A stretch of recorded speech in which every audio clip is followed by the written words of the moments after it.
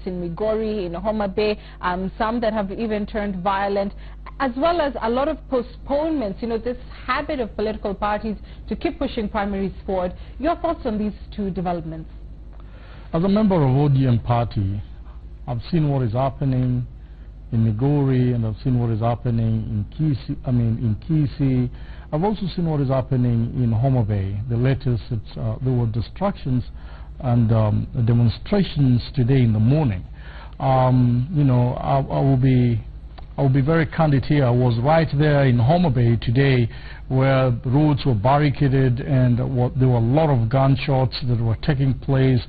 Business were rushed into closure, and people were fearing for their life. I mean, the policemen were all over town, and it was not a go zone this morning, just because of the nominations that took place yesterday.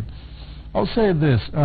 I want to start by condemning the violence that took place in Homa Bay and Migori with the strongest term possible. Some people have lost their life. They are not supposed to lose their life because of a nomination. And I don't know why the politicians are pushing this to an extent where people lose their life because they want votes. It's a very, very life that have been lost that will turn into votes. And for your information, these are brothers, these are sisters, these are people who are coming from the same community. We can't allow this, and this must be stopped. But as I look at it, I realize that we have so many things that are happening with the nomination, both in the ODM or the opposition and the government, that are very, very similar through the process of this nomination.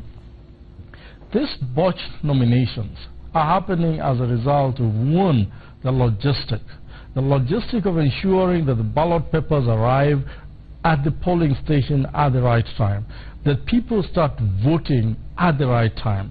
I can tell you, because I was in this process, yesterday in Homa Bay, there were some places where ballot papers arrive at 6 o'clock in the evening. How could you possibly imagine that this election will be done after 6, right, when the polling station should have been closed?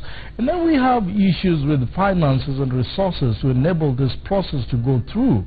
I remember again that when the ballot papers were brought on site, and this is happening whether it is Jubilee or these men and women that call themselves returning officer, do not have a plan on how to get this into the polling station. They start involving the candidates to transport this, and that's the beginning of the problem. When we look also into human error, we find that there are some ballot boxes with some forms and registers that are missing.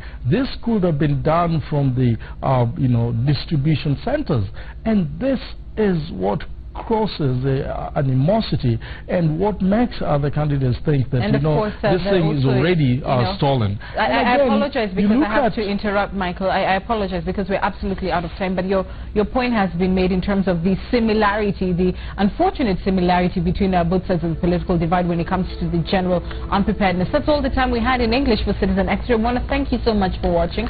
Stay with Citizen TV as we continue with our coverage of these nominations. I'm Ann Kiguta.